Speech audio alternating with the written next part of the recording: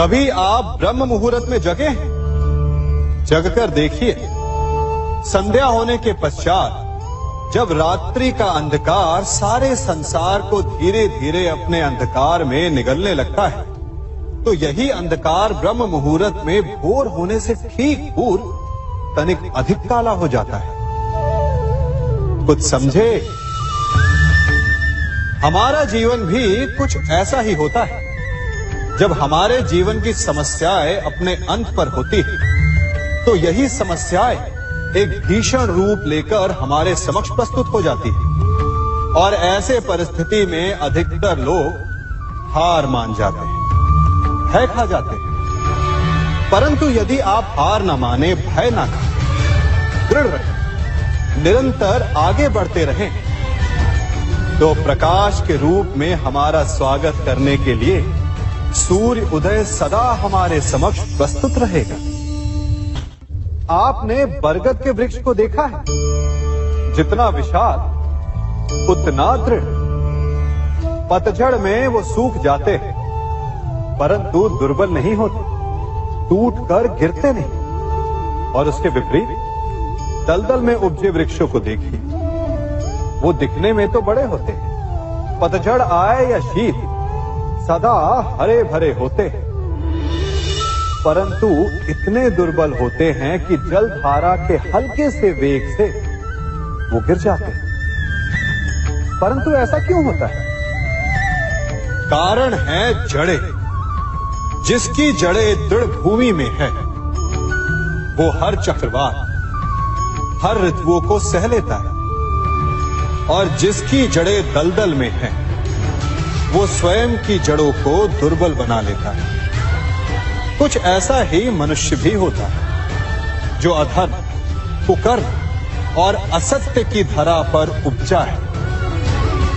वो समय की एक मार भी नहीं सह पाता, और जो मनुष्य सत्य, धर्म की धरा पर उपजा है, वो हर समस्या से अविचलित हो जाता है। अब आप पर निर्भर करता है कि आप क्या बनना चाहते हैं। हमारे जीवन में मित्र और शत्रु बड़ा महत्व रखते हैं। यदि गंभीरता से सोचा जाए तो ऐसा कोई क्षण नहीं जब हम अपने मित्रों के बारे में ना सोचते हो या फिर अपने शत्रुओं के बारे में। हमारा हर कार्य या तो हमारे मित्रों के हित के लिए होता है या फिर हमारे शत्रुओं के अहित के लिए। हम हर स्थान या तो अपने मित्रों के साथ होते हैं या फिर अपने शत्रुओं के साथ। कोई नहीं चाहता कि उनका शत्रु प्रसन्न रहे। हर कोई अपने शत्रु को नष्ट कर देना चाहता है, और ऐसा करने के लिए वो हर संभव प्रयास करता है। उसे आर्थिक, मानसिक और शारीरिक हानि पहुंचाने का प्रयास करता है। परंतु यदि मैं आज आपको ऐसा मंत्र सिखाऊं जिससे आप अपने शत्रु को सदा के लिए नष्ट कर दे तो, और वो मंत्र है मित्र बनाना। अपने सभी शत्रुओं को अपना मित्र बना लीजिए और आपके सारे शत्रु स्वतः ही समाप्त हो जाएंगे। मैं क्या कर रहा हूं? मैं दिए प्रज्वलित कर रहा हूं ताकि अंधकार को मिटा सकूं। अब आप कहेंगे कि इसमें कौन सी बड़ी बात है ना? परंतु इसमें महत्वपूर्ण बात समझने के लिए यह है कि मैं क्या नहीं कर रहा हूं, और मैं अंधकार नहीं कर रहा हूं। क्योंकि अंधकार को मिटाने के लिए प्रकाश का अस्त्र तो उठाना ही पड़ता है। बुराई को बुराई से नहीं, अच्छाई से जीता जाता है। अन्याय को अन्याय से नहीं, न्याय से लड़ा जाता है। क्रोध को क्रोध से नहीं, क्षमा का साथ लेना होता है। ठीक उसी प्रकार एक लोहा लोहे को काटता है, परंतु एक ठंडा लोहा ही गर्म लोहे को काट सकता है। इसलिए यदि आपको अपने जीवन में विजयी होना है, तो अपने शस्त्रों को, अपने अस्त्रों को सोच समझ कर उठाइए, क्योंकि एक अनुचित सोच परिणाम पर भारी प्रभाव डाल सकती है। आप सब सोच रहे होंगे कि ये क्या मैं करने लगा। मैं इस पौधे को जड़ से उखाड़ रहा हूं। आश्चर्य हो रहा है ना कि एक पौधे को उखाड़ना या काटना ना केवल एक अपराध है अपितु पाप भी है। तो फिर मुझे ऐसा करने की क्या आवश्यकता पड़ गई? क्योंकि कई बार विनाश ही सृजन तक पहुंचाता है। यदि नया भवन बनाना हो तो पुराने भवन को गिराना पड़ता है। व्यवस्था को परिवर्तित करने के लिए क्रांति लानी पड़ती है। और उसी प्रकार यदि किसी वृक्ष या किसी पौधे की जड़ों में घुन लग जाए या उसका मूल सड़ जाए तो उसे जड़ से उखाड़ देना ही श्रेयस्कर होता है, ताकि उस स्थल पर नए पौधे उपज सके। युद्ध करना पर्याय नहीं, परंतु कभी कभी शांति के लिए युद्ध करना आवश्यक हो जाता है। संसार में सबसे श्रेष्ठ क्या है? फूल या कांटे, प्रेम या घृणा, संपन्नता या दरिद्रता, मित्र या शत्रु? बताइए। अब आप भी कहेंगे कि भला ये कोई पूछने की बात हुई? अवश्य, फूल, प्रेम, संपन्नता और मित्र ही श्रेष्ठ है। परंतु क्या आपने अपने जीवन में कभी सोचा है कि हर एक भाव, हर एक वस्तु, हर एक घटना का एक गुण धर्म होता है? त्वचा पर जलन करने वाले फूलों से अधिक श्रेष्ठ वो कांटे हैं जिनसे आप अपने घर की बाढ़ बनाते हैं ताकि वन्य पशु आपके भीतर ना आ सके। वो प्रेम श्रेष्ठ नहीं जो आपको अंधा, लोभी, पक्षपाती बनाता। वो घृणा श्रेष्ठ है जो आपको नया मार्ग दिखाता। वो संपन्नता श्रेष्ठ नहीं जो आपको कृपण बनाता, मत्तांध बनाता। वो दरिद्रता श्रेष्ठ है जो आपको जीवन में परिश्रम करने की शिक्षा दे। कुविचार देने वाले, बुरा मार्ग दिखाने वाले मित्रों से अधिक श्रेष्ठ वो शत्रु होते हैं जो हमें जीवन का लक्ष्य दे दे। इसलिए अपने जीवन में हर वस्तु, हर भाव, हर घटना के गुण धर्म को पहचानिए और उसके पश्चात अपना चयन कीजिए। स्वर्ण। हम सभी को अपने जीवन में स्वर्ण से कभी ना कभी कुछ ना कुछ थोड़ा या अधिक मोह होता ही है ना? परंतु क्या आपने कभी सोचा कि स्वर्ण को प्राप्त कैसे किया जाता है? जब भूमिगत खदानों से स्वर्ण को निकाला जाता है तब वो एक पाषाण की भांति होता है। ऐसा पाषाण जिससे आप किसी को भी मार सकते हैं, परंतु उसे आभूषण के रूप में स्वयं के शरीर पर धारण नहीं कर सकते। यदि उसे आभूषण बनाना है तो उसे लंबी यात्राएं करनी होती है। उस पाषाण को पिघलना होता है। सुनार के हथौड़ी की अनेकों चोटें खानी पड़ती है। फिर काट छाट और उसके पश्चात जाकर वो ऐसा आभूषण बनता है जो हमें वर्षों तक, सदियों तक लुभाता रहता है। इसलिए यदि आपको समय पर विजय पानी है तो स्वयं के निर्माण पर समय देना होगा। हम सभी सुनते आए कि जो वीर होता है, साहसी होता है, शौर्यवान होता है, उसके समक्ष सारा संसार झुकता है। वीर भोग्य वसुंधर। परंतु वीरता है क्या? शौर्य क्या है? साहस क्या है?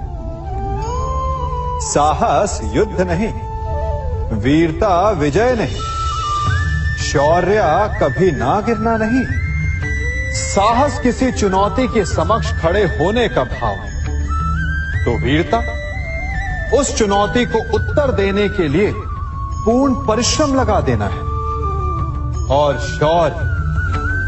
शौर्य का अर्थ है गिरकर फिर से उठने का साहस रखना, बार बार प्रहार करके वीरता दिखाना, निरंतर प्रयास करते रहना, निरंतर परिश्रम करते रहना। इसलिए विजयी होने से अधिक महत्वपूर्ण है शौर्यवान होना, क्योंकि जो शौर्यवान है उसे विजय मिलना निश्चित है। कभी किसी पक्षी को घोंसले की नींव बनाते देखा है? अथक परिश्रम करके तिनका तिनका बिटोर कर वो पक्षी अपना घोंसला बनाता है, अपनी संतान के लिए एक सुरक्षित घर बनाता है। और फिर कहीं से तीव्र आंधी आती है, भारी वर्षा होती है और उसका घोंसला तिनका तिनका करके बिखर जाता है। फिर वो पक्षी क्या करता है? वो रोता नहीं, ना ही विलाप करता है। वो बिना विलंब करे फिर से अपना घोंसला बनाना प्रारंभ कर देता है और सफलता पाता है। फिर हम क्यों छोटी छोटी असफलता से भयभीत होकर परिश्रम करना छोड़ देते हैं? एक बात सदा स्मरण रखिएगा, हर वृक्ष कुल्हाड़ी की एक मार से नीचे नहीं गिरता, हर चट्टान घन के एक प्रहार से नहीं टूटती। सफलता पाने के लिए अनावरत परिश्रम करना ही मात्र एक मार्ग है। स्वीकारण, सत्य का स्वीकारण मनुष्य के लिए बहुत ही महत्वपूर्ण है। जब तक मनुष्य सत्य को स्वीकार नहीं करता, उसे असत्य से लड़ने की शक्ति प्राप्त नहीं होती। जब आप भोजन करते हैं तो क्या होता है? आपका पेट स्वीकारता है कि वो भर चुका है और आप भोजन करना बंद कर देते हैं। जब आपको निद्रा आती है तो क्या होता है? आपका मन स्वीकारता है कि आपका शरीर थक चुका है और उसे विश्राम की आवश्यकता है। उसी प्रकार जब आपको किसी व्यसन को रोकना हो तो आपको स्वीकारना पड़ता है कि बहुत हो चुका, चाहे वो लालच हो या मदिरापान।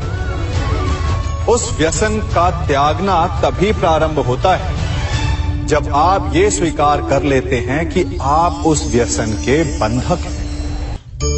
हम में से ऐसा कोई नहीं जिनकी परछाई उनसे दूर रहती। हमारी परछाई सदैव हमारे साथ रहती है। कदाचित हमारी परछाई हमारे कर्मों के फलों का संकेत है।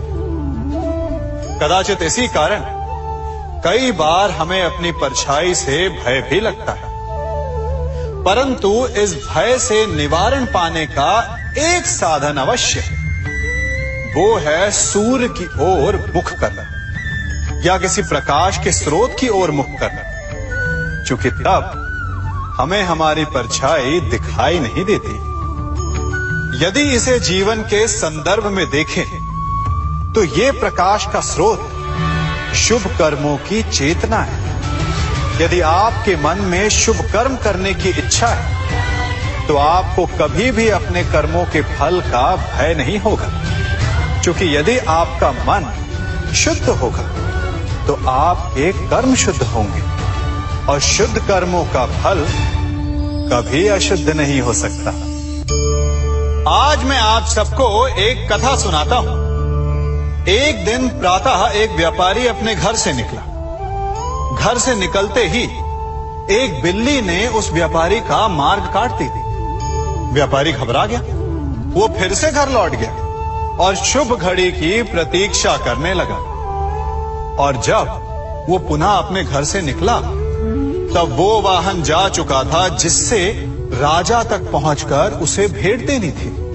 राजा को भेंट नहीं मिली। राजा क्रोधित हो गए।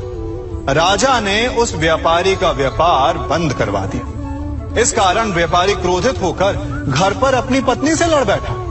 पत्नी अपने बच्चों समेत मैके वापस चली गई और उस व्यापारी के जीवन में यदि कुछ रह गया था तो केवल अंधकार। और इन सब का कारण वो उस बिल्ली को मानता रहा जिसने उसका मार्ग काटा था।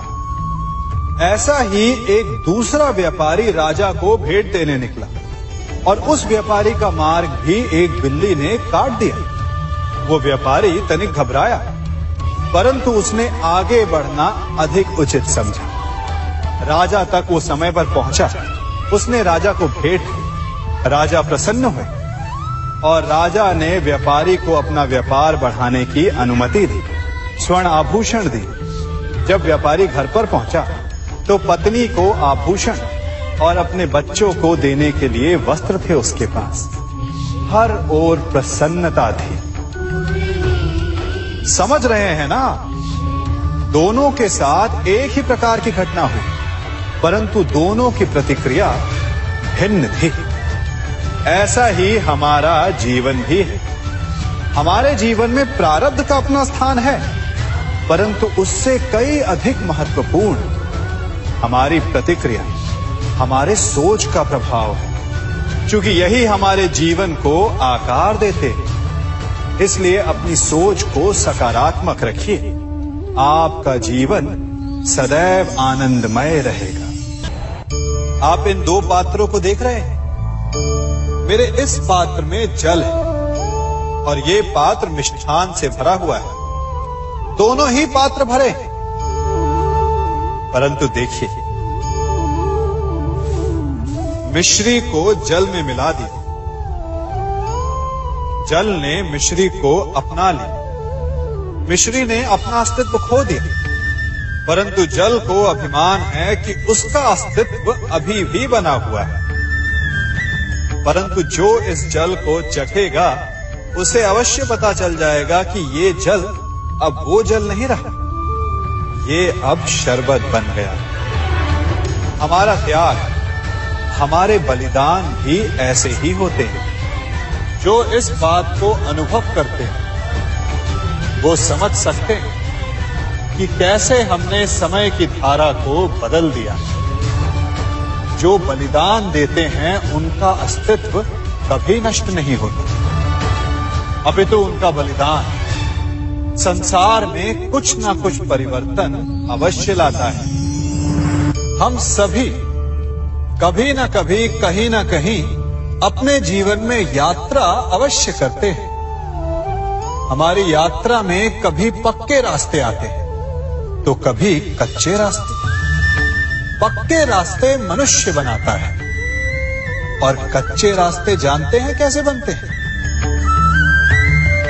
चलते चलते बन जाते हैं। जब लोग एक स्थान से जाते हैं तो पैरों के दबाव से नीचे की घास कुचल जाती है। बार बार उस मार्ग से जाने से धीरे धीरे मार्ग स्वतः ही बन जाता है। और यही जीवन है, यही नियति है। जब आपके जीवन में आपको मार्ग ना मिले तो रुकिए नहीं, आगे बढ़ते रहिए और आपके पैरों के दबाव से मार्ग स्वतः ही बन जाएगा। हम सभी अपने जीवन में सफलता चाहते हैं, है ना? उसके लिए हम रात दिन परिश्रम करते हैं, कड़ी मेहनत करते हैं, परंतु फिर भी असफल हो जाते हैं। परंतु ऐसा क्यों होता है? कभी सोचा आप सबने? क्योंकि सफलता पाने का मंत्र बड़ा कठिन नहीं, बड़ा सरल है। उचित विचार, उचित समय, उचित स्थान पर उचित प्रहार। जब आपके विचार, समय, स्थान और प्रहार यानी परिश्रम उचित है तो सफलता आप ही को मिलेगी। जिस प्रकार एक लोहार लोहे से कुछ बनाते समय उस लोहे के सही ताप तक के आने की प्रतीक्षा करता है और समय आने पर उचित स्थान पर पर्याप्त बल से प्रहार करता है और लोहा आकार ले लेता है, ठीक उसी प्रकार आपकी सफलता भी आकार लेती है। हम सभी को अपने जीवन में कभी ना कभी निराशा मिलती है, असफलता मिलती है और अधिकतर लोग इसके पश्चात भाग्य का रोना लेकर बैठ जाते हैं। कुछ कहते हैं कि जिस स्थान पर मैं हूं उससे कई ऊंचे स्थान पर होने के योग्य था, परंतु नहीं जा पाया। किसी को पीड़ा है कि उसे जो मिलना चाहिए था वो उसे नहीं मिला। भाग्य ही बुरा था। भाग्य क्या होता है? भाग्य वन में खिला पुष्प देवताओं को चढ़ाया जाएगा, या किसी सुंदरी की वेणी में वो सजेगा, या फिर उसे कुचल कर उत्पाद बना दिया जाएगा। ये सब एक पुष्प के नियंत्रण में नहीं होता, परंतु जब तक उस पुष्प का अस्तित्व है, सुगंध बिखेरना उसके वश में अवश्य है। परंतु भाग्य हमारे वश में नहीं, और जो हमारे वश में नहीं उसके लिए दुखी होने से क्या होगा। कर्म पर वश है, वो कीजिए और धीरे धीरे भाग्य आपके वश में आ जाएगा, क्योंकि कर्म ही प्रधान है। मनुष्य की सबसे बड़ी दुर्बलता क्या होती है? सोचिए। धन, प्रेम, अहंकार। मनुष्य की सबसे बड़ी दुर्बलता होती है उसके रहस्य। चाहे आप कितने भी शक्तिशाली क्यों ना हो, कितने भी प्रबल क्यों ना हो, परंतु उसके रहस्य उसके नाश की चाबी होती है। इसलिए यदि प्रबल रहना है, शक्तिशाली रहना है, समर्थ रहना है, तो अपने रहस्य को किसी को भी ना बताए, ना मित्र को और ना ही शत्रु को, क्योंकि समय पड़ने पर कब कौन शत्रु हो जाए ऐसा कहना संभव नहीं। विभीषण को रावण के अमृत कुंड का ज्ञात था, इसीलिए प्रभु श्री राम रावण का वध करने में सफल हो सके। इसलिए उचित यही है कि आप अपने रहस्य को स्वयं तक ही सीमित रखें। मनुष्य का मन बड़ा विचित्र होता है, कल्पना में ही विकास करता है, संपन्न भविष्य का स्वप्न देखता है और कल्पना में ही जो नहीं हुआ उससे भय खाता है। और यही भय मनुष्य का सबसे बड़ा शत्रु है। हमारे भविष्य के मार्ग में, हमारे आनंद के मार्ग में सबसे बड़ी बाधा है। अब आप लोग मुझसे पूछेंगे कि इसका तोड़ क्या है, भय से मुक्ति कैसे पाई जाए? तो ये प्रश्न आप स्वयं से पूछिए। तनिक सोचिए, जब आप एक सुंदर भविष्य की कामना करते हैं तो उसे पाने के लिए आप परिश्रम करते हैं ना। ठीक उसी प्रकार भय से मुक्ति पाने के लिए आप उससे लड़ जाएं और उसका निवारण आपको स्वतः ही मिल जाएगा। इसलिए जब भी भय आपको सताए तो उससे भागे नहीं, उससे घबराए नहीं, क्योंकि भय का काम ही होता है आपको भयभीत करना। इसलिए जब भी भय आप पर आक्रमण करे तो आप भी उस पर पहले ही आक्रमण कर दें। हम सब मित्रों के साथ रहना चाहते हैं, शत्रुओं से दूर रहना चाहते हैं। क्यों? क्योंकि हमें जीवन में आनंद पाना है, जीवन में आगे बढ़ना है, स्वयं को संपन्न देखना है।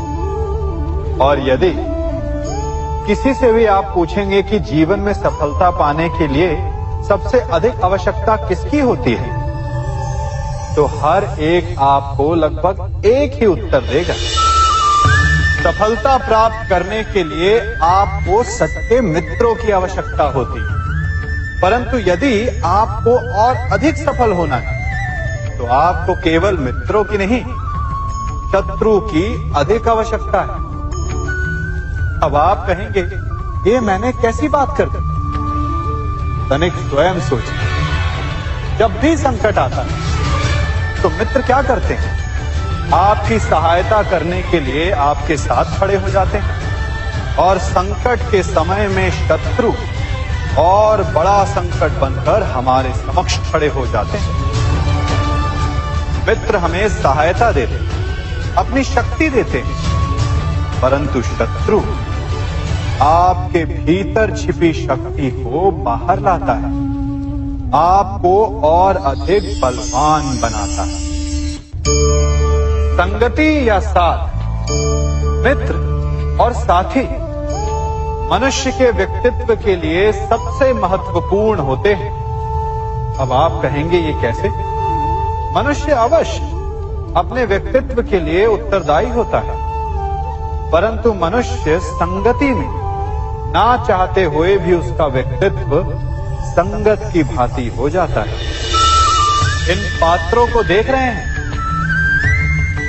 मध्य में जल रखा है, इसमें दूध है और इसमें मलिन कीचड़ रखा है। यदि मैं इस जल को इस दूध में मिलाता हूं तो ये जल दूध बन जाता है, और यदि इसी जल को इस मलिन कीचड़ में मिलाता हूं तो क्या हुआ? ये जल कीचड़ बन गया। ऐसी कोई युक्ति नहीं कि जल बिना घुले मिले दूध या कीचड़ में अपना अस्तित्व बनाए रखे या उनसे अलग रहे। और ठीक ऐसा ही मनुष्य के जीवन में भी होता है। यदि एक गुणहीन व्यक्ति गुणवानों की संगत में बैठे तो उसे भी गुणवान समझा जाता है, सम्मान का पात्र समझा जाता है। और यदि एक गुणवान व्यक्ति गुणहीनों की संगत में बैठे तो उसे भी तिरस्कार मिलता है। इसलिए अपने जीवन में सदैव संगति सोच समझकर सावधानी से चुनिएगा। कभी खेत में किसी किसान को खेती करते देखा है? वो उसे सींचता है, उसे जोतता है, पशु पक्षियों से खेत की फसल की रक्षा करता है, परंतु एक बात का वो सबसे विशेष ध्यान रखता है कि कहीं खेत में खरपतवार ना उग जाए, क्योंकि एक खरपतवार खेत की सारी फसल को नष्ट कर सकती है। ठीक उसी प्रकार यदि वंश की कोई संतान खोटी निकल जाती है तो वो समूचे वंश का सर्वनाश कर देती है। इसीलिए संतान के लालन पालन में विशेष ध्यान देना आवश्यक होता है, क्योंकि संतान वो फसल होती है जो वंश के आने वाले समय को महान बना सकती है या फिर वंश का पतन भी कर सकती है। मनुष्य भी बड़ा विचित्र प्राणी है। अपनों से नीचे के स्तर के लोगों को वो हे दृष्टि से देखता है, उनका उपहास उड़ाता है, उनसे बार बार कहता है कि तुम्हारा कुछ नहीं हो सकता, तुम भविष्य में कुछ नहीं कर पाओगे। जब मनुष्य के पास धन संपत्ति मान होता है तो वो दूसरों का आदर नहीं करता, परंतु वो एक बात भूल जाता है कि उससे भी अधिक शक्तिशाली कोई अस्तित्व में है, और वो है समय। काल अपना चक्र कब बदलेगा ये कोई नहीं जानता। समय अपनी करवट कब लेगा ये कोई नहीं जानता। कोयला भी समय के साथ साथ हीरे में परिवर्तित हो जाता है। इसलिए जीवन में कभी भी किसी का भी उपहास नहीं उड़ाना चाहिए।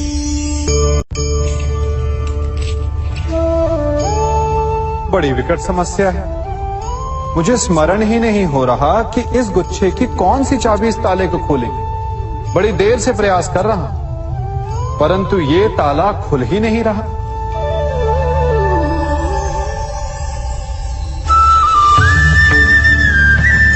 ऐसी परिस्थिति में आप क्या करेंगे?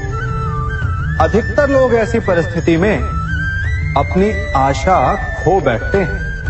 उन्हें लगता है कि चाबी खो गई। वो तिलमिला जाते हैं, क्रोधित हो उठते हैं, परंतु उस समय धैर्य रखें तो गुच्छे की अंतिम चाबी ताला खोल सकती है। कुल्हाड़ी का अंतिम प्रहार वृक्ष को काट के गिरा देता है, परंतु क्या सत्य में कुल्हाड़ी का अंतिम प्रहार वृक्ष को काट के गिरा देता है? आपको आपका लक्ष्य दिला देता है? नहीं, आपका निरंतर प्रयत्न ही आपको सफलता दिलाता है। जब आपका मन निराश है तो अपने कार्य में दुगनी उत्साह से जुट जाए, क्योंकि अनावरत बहता जल ही कठोर चट्टान को काट सकता है। सफलता का मूल है परिश्रम, प्रयास और आशा। मनुष्य का जीवन ऋतुओं के समान होता है। आज ग्रीष्म तो कल वर्षा, परसों शीत तनिक संकट आया तो हम संयम खो बैठते हैं, तनिक ऋतु बदली तो हम अधीर हो जाते हैं। अपने आक्रोश में, अपने क्रोध में हम उनसे ही संबंध बिगाड़ लेते हैं जो हमारे अपने होते हैं। क्यों ऐसा होता है ना? हमें लगता है कि हमारे अपने फिर से मना लेंगे, परंतु स्मरण रखिए, सदा ऐसा करना संभव नहीं होता।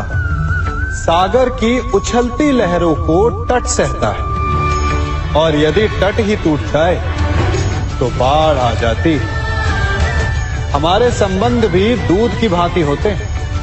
दूध तपकर उबल सकता है, परंतु यदि उसमें खटास आ जाए तो वो फट भी जाते हैं। और फटे दूध को चाहे जितना मत लो, उसमें से माखन नहीं निकलेगा। इसीलिए अपने संबंधों को संभल कर निभाना चाहिए। कभी चुंबक को देखा है कैसे वो लोहे की ओर आकर्षित होता है, और कैसे वो लोहे को अपनी ओर आकर्षित करता है? क्योंकि उसके स्वभाव में ही आकर्षण है। हम सबके भीतर भी एक ऐसा ही चुंबक होता है, विचार का चुंबक, जो सदा अपने ही जैसे विचारों को आकर्षित करता है। हम जो बोते हैं वही काटते हैं। उसी प्रकार हम जैसा सोचते हैं वैसा ही पाते हैं। साधु ईश्वर का नाम जपता है तो उसे ईश्वर मिल जाता है। अर्थात फल हमारी सोच पर निर्भर करता है। ओस की बूंद यदि केले के पत्ते पर गिरे तो वो कपूर बन जाती है, सीप में गिरे तो मोती, और यदि विषधर के मुख में गिरे तो विष। बूंद एक है, परंतु उसके प्रारब्ध भिन्न है, क्योंकि उसे आकर्षित करने वालों का व्यवहार भिन्न है। इसलिए यह आप पर निर्भर करता है कि आपको भविष्य में विष चाहिए या अमृत। स्मरण रखिए, हम वही बन जाते हैं जैसा हम सोचते हैं, जैसा विश्वास रखते हैं। यह आपका विश्वास ही है जो ये निर्धारित करेगा कि आपको विष मिलेगा या अमृत। इसलिए अपनी सोच को सुदृढ़ रखिए, सकारात्मक रखिए, और फल भी सकारात्मक ही आएगा। जब से ये सृष्टि बनी है, नदी की धारा और चट्टान के मध्य सदा संघर्ष रहा है, परंतु हर बार चट्टान की कठोरता को हारना पड़ता है, और नदी की धारा कोमल होते हुए भी कठोर चट्टान को काट देती है। कभी सोचा है क्यों चट्टान इतनी कठोर और जल इतना कोमल? चट्टान इतनी दृढ़ और जल इतना लचीला, फिर भी सदा जल कठोर चट्टानों के मध्य से अपना मार्ग बना ही लेती है। कारण केवल एक है, और वो है लगातार चलने की क्षमता। जल बढ़ता रहता है, चट्टान अडिग रहती है। इसी कारण जल चट्टान को काटकर मार्ग बना लेता है। इसलिए लगातार चलते रहिए, रुकिए मत, क्योंकि चट्टान जैसी हर समस्या को आप भी जल की तरह काट सकते हैं। इस फल को देख रहे हैं आप? अभी अभी अपनी डाल से अलग हुआ है। बड़ा दुख होता है ना जब आप अपने उद्गम से अलग होते हैं, परंतु ये दूरी भी आवश्यक है। अब इस फल को ही ले लीजिए। अपने जीवनदाता वृक्ष से अलग होकर ये ना केवल किसी की भूख शांत करेगा, अपितु इसके भीतर के बीज से एक नए वृक्ष का सृजन भी होगा और कई फल जन्मेंगे। सृजन की प्रतिक्रिया में पीड़ा आवश्यक है। यदि पीड़ा नहीं होगी तो सृजन नहीं होगा। पीड़ा अपने उद्गम से दूर होने, पीड़ा अपनों से दूर होने। इस फल की भांति हम मनुष्यों को भी अपने उद्गम से, अपने सगे संबंधियों से अलग होना पड़ता है और यही अलगाव एक नए सृजन को, एक नई सृष्टि को, एक नए विकास को जन्म देता है। इसलिए ऐसे अलगाव से दुखी मत होइए, उसका स्वागत कीजिए, क्योंकि ये विकास की नींव है। अपराध वो भावना है जिसके कारण संसार में सदा दुख ही व्याप्त रहता है। हम सब अपराधियों से घृणा करते हैं, उन्हें कोसते हैं, परंतु क्या कभी विचार किया है कि कोई भी जन्म से अपराधी नहीं होता? तो ऐसा क्या कारण है कि कोई इतना बुरा बन जाता है कि वो बुराई की सीमाएं ही पार कर जाए? कारण है कामना। यदि कामना पर नियंत्रण ना रखा जाए, यदि कामना को पूर्ण करने के लिए परिश्रम ना किया जाए, तो वो तृष्णा में बदल जाती है और तृष्णा लालच में, और लालच छल में, और छल करते ही मनुष्य अपराध की ओर अपने पग बढ़ा देता है। इसलिए ये अत्यंत आवश्यक है कि मन की कामनाओं पर नियंत्रण रहे। यदि मन पर नियंत्रण रहेगा तो अपराध पर स्वयं ही नियंत्रण हो जाएगा। हम सबका मन करता है कि हम जीवन में ऐसे शिखर पर पहुंचे जहां हमसे ऊपर कोई ना हो, जहां हमें कुछ करने की आवश्यकता ना पड़े, है ना? कुछ लोग इस शिखर पर पहुंच भी जाते हैं, परंतु उनका मन सदा विचलित रहता है। इतनी मनोरंजक बात है ना कि जिस विश्राम को पाने के लिए हम इतनी मेहनत करते हैं, इतना परिश्रम करते हैं, वो हमें मिलता ही नहीं। कारण स्वयं सोचिए, वन का राजा होने के पश्चात भी सिंह को अखेट के लिए परिश्रम क्यों करना पड़ता है? सोचिए। मैं बताता हूं, क्योंकि राजा होने का अर्थ ये नहीं कि वो सदा सोता रहे और मृग स्वयं उसके समक्ष आकर कहेगा कि आइए महाराज, मुझे खाकर अपनी भूख मिटाइए। तो समझ लीजिए, कार्य आपके परिश्रम से संपन्न होते हैं, केवल कामना से नहीं। यदि आप नीचे हैं तो सदा स्मरण रखें कि आपका परिश्रम ही आपको ऊंचाइयों पर ले जाएगा, और यदि आप ऊंचाई पर हैं तो वहां पर भी रहने के लिए आपको निरंतर परिश्रम करते रहना होगा। अर्थात परिश्रम से मुक्ति नहीं है, क्योंकि परिश्रम ही जीवन है। सबसे अधिक महत्वपूर्ण क्या है? जीवन, या जो जीवन में पाया, यात्रा, या यात्रा पूर्ण करने के बाद पाया गया लक्ष्य, कर्म या उसके फल? बहुत ही महत्वपूर्ण परंतु विकट प्रश्न है ना? परंतु तनिक धीरज से सोचेंगे तो इसका उत्तर अधिक कठिन नहीं है। यदि जीवन यात्रा है तो उसका लक्ष्य क्या होना चाहिए? स्वयं सोचिए। मान, संतान, धन? नहीं ना। अंतिम लक्ष्य है परम आनंद, और ये अचानक से नहीं मिलता। इसे पाने का केवल एक ही उपाय है, और वही आपका कर्म है, वही आपकी यात्रा भी, और वही आपका प्रारब्ध भी है। और आपको कौन बताता है कि आपके लिए सही क्या है?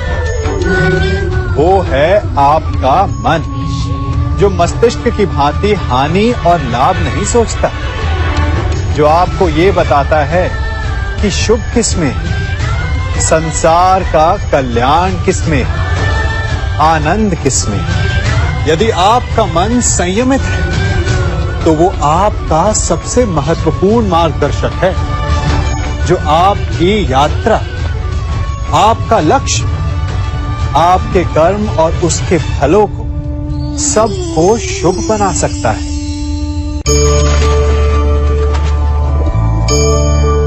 इन पक्षियों को देख रहे हैं आप? इनका उड़ना वायु में इतना संतुलन मुक्त कर देता है ना? इन्हें उड़ते देख आपके मन में भी इच्छा होती होगी कि इन्हीं की भांति आप भी स्वतंत्रता से उड़ पाएं। ईर्ष्या होती है ना जब आप इन्हें खुले आकाश में ऐसे विचरण करते देखते हैं। पर कभी सोचा है इस उड़ान को, इस स्वतंत्रता को पाने के लिए कितना परिश्रम, कितना अभ्यास किया होगा इन्होंने? आकाश में उड़ने से पूर्व धरती पर कितना गहन परिश्रम किया होगा इन्होंने। इनके माता पिता ने पहली बार जब इन्हें पंख फड़फड़ाने को उकसाया होगा तो कितनी बार गिरे होंगे। पहली बार वायु में उड़ते समय कितना भय लगा होगा इन्हें। अपनी पहली उड़ान के पश्चात धरती पर उतरते समय गिरकर कितनी चोट खाई होगी।